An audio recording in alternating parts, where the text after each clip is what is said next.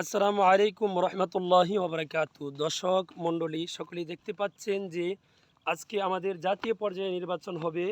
ইনশাল্লাহ নির্বাচন শুরু হয়ে গেছে। নির্বাচন প্রতিটা কেন্দ্র ভোটাররা ভোটার কেন্দ্রে চলে যাচ্ছে ভোট দেওয়ার জন্য। আমরা সকলে দোয়া করব, আল্লাহ তাআলার কাছে এই কামনা করব যেন আজকের এই নির্বাচন, জাতীয় পর্যায়ে নির্বাচন যেন সফলভাবে শেষ হয়। সকলে আমিন। এই কামনা করব। ইনশাল্লাহ একত্রিতভাবে সারিবদ্ধভাবে আপনারা ভোট দিবেন।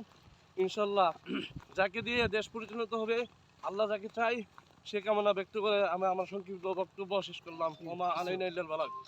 মাশাআল্লাহ, আলহামদুলিল্লাহ হযরত, আপনারা দুজন মিলে অত্যন্ত সুন্দর বক্তব্য আলোচনা করছেন।